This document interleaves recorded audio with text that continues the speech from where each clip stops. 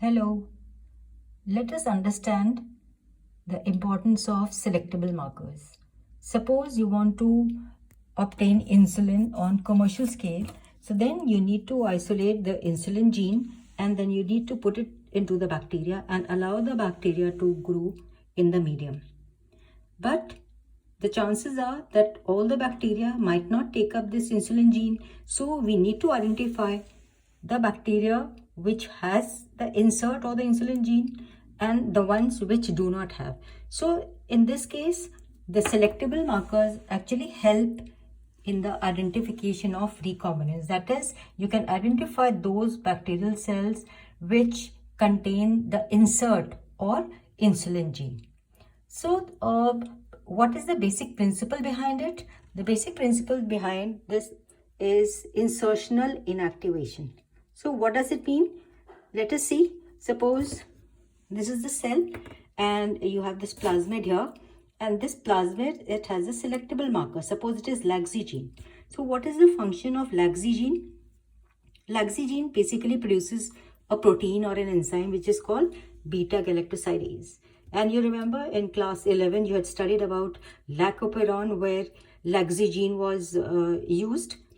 So Lac Z gene produces beta-galactosidase enzyme, and when you add a substrate called X-gal, which is a colorless compound, this beta-galactosidase converts colorless compound into a blue colored compound, and hence all the bacterial colonies which grow, they are blue in color.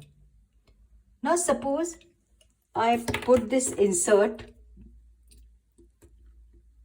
or the insulin gene in between the selectable marker, that is this place. Suppose I put it here. So you can see that I put the insert in between the selectable marker.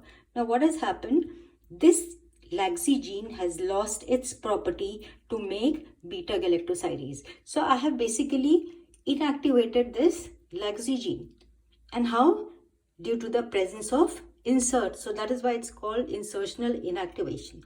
So now let's see that Lac Z gene got inactivated because of the presence of insert. So no beta-galactosidase enzyme is formed, and then when you add X-gal is the substrate of this enzyme, so it remains colorless. So as the bacterial colonies grow, you can see, you'll find that some of the colonies are blue and some of them are white. So basically all the colonies, white colonies, are those colonies which are having recombinant plasmid, which are having insulin gene in them. So I can just pick up these white colonies and I can grow them separately and obtain insulin on large scale.